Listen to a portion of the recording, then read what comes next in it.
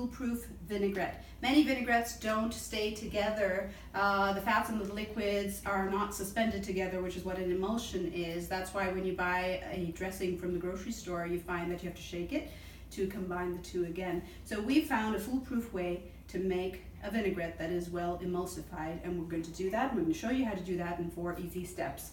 The first thing we're going to do is mince a shallot. It's an aromatic like an onion. We're using it today because it has a milder flavor than an onion. Because you're going to eat it raw, it's good to have something that doesn't taste as strong. We're also going to mince it really fine so that it just goes into the background of the dish. What I do is cut off the top, and I will keep the root end on. I'm going to use my chef's knife, but feel free to use a smaller knife. Safety is really important. So whatever you're comfortable with using, as long as the knife is sharp and comfortable for you, go ahead and use that. So I cut the top off and get rid of the extra skin. And then I cut from top to bottom, or north to south, rather than across the equator like this. And I'm only going to use half of the shallot because I need about 1.5 teaspoons of shallot. And I pull back some of the skin, but I don't take it completely off. What I'm going to do is use it as a handle, and also so that the shallot layers don't fall apart as I'm mincing them. The first thing to do is make some horizontal cuts across the shallot, and then some vertical cuts this way. But don't cut all the way into the root because you don't want it to come off at this moment. We want to use it. And then you cut perpendicularly this way, and you get a really fine mince. And my hands are safe because I've got my fingers folded back, and I have the root to hold on to as well as the skin. Now, if you're not able to get a really fine mince, what you can do is once you've cut as much as you need, you can go back in and make the larger pieces a little bit more fine. Like that.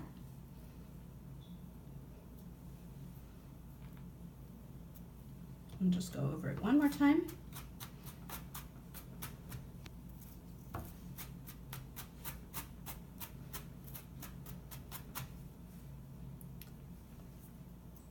And now I'm going to add it to my mixing bowl.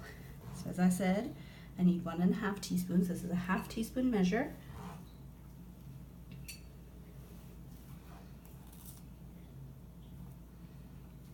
And there we go. The next step is to add vinegar and some seasonings to our vinaigrette that we're going to make. You can use white wine vinegar like I've got here, or red wine vinegar, or champagne vinegar. You can also use citrus juice, lime or lemon, depending on what you like. And because we're using an acid, I use a glass bowl which is non-reactive. You can also use steel. So I pour in a tablespoon of the vinegar. And at this point, I'm also going to add my seasonings. So I need about a 1/2 teaspoon of salt. I'm going to start with a little less than I need because I can always go back in and add more later, but I can't take it out if it's already in there. And a pinch of pepper. There's so few ingredients in this vinaigrette that you want to make sure you're using really good quality ingredients, whatever they are, because you're going to taste each one of them when you make this dressing. I just want to stir them through to mix. And now I'm going to go ahead and add some of my other ingredients that are going to help this vinaigrette emulsify. So I have a Dijon mustard here. I have a 1/2 teaspoon. I'm going to stir that into my dressing. And this one is a bit of a surprise ingredient, mayonnaise. You're not going to really taste its mayonnaise-y flavor, and you're not going to see it either. I have a 1/2 teaspoon of that as well. But what you are going to get is, because mayonnaise is an emulsion, it'll help the other ingredients come together, and you'll get a dressing where the fats and the liquids are all suspended together. So just stir them about with a whisk, and my bowl is anchored with a wet dishcloth that I've twisted into a rope to keep it stable. You can see right now it looks a little bit milky, but by whisking it, I've gotten rid of the clumps that are in it so that I can move on to the next step.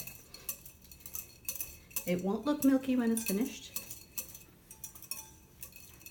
but this is just part of the process.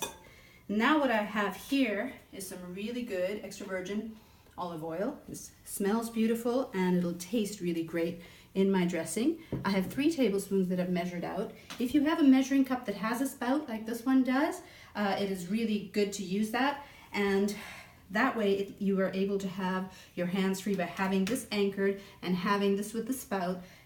Other hand has the whisk, and you can do what you need to do without needing a second person there. So I'm going to pour the oil in a steady stream as I'm whisking. Now, when we usually whisk batters, we might do a circular motion or a whisking motion this way. Here we're going to go side to side, and that really gets you the best emulsion possible. All right, so let's start adding the oil in a steady stream and mixing it in.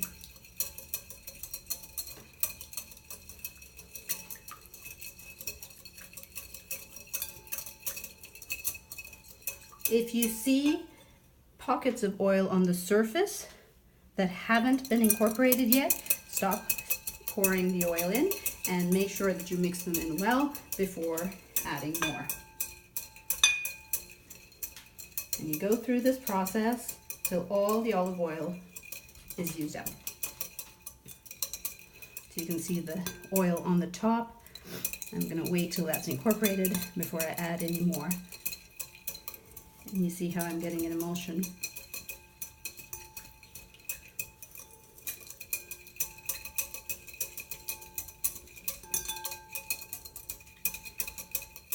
Okay, just that last little bit.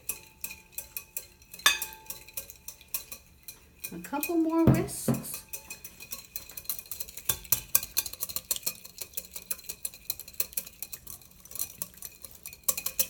And it's done. You can see the glossiness of the dressing. You can see how everything has come together and emulsified. What that means is that when you pour it on a salad, the dressing won't sink to the bottom and just sit there and pool and either make the salad greens all wilted and limp or just settle at the bottom and not coat them at all. This way, the salad greens will be coated beautifully. The other thing you must remember is that salad greens should be washed and dried thoroughly so that they can adhere to the dressing rather than letting it just slide off. And there you go. You can use this vinaigrette with mixed greens if you like, or with romaine. At this point, you want to make sure that you test the seasoning.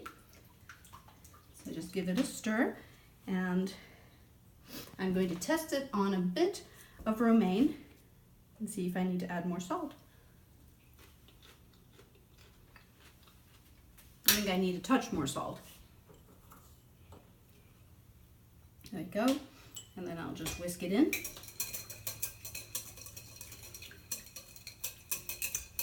And I think that I will add a little bit of pepper as well. So you've got the tartness from the vinegar, the saltiness, the Dijon adds a little bit of texture, as do the shallots, and everything's all beautifully come together. So let's try some more on another lettuce leaf and see what we think.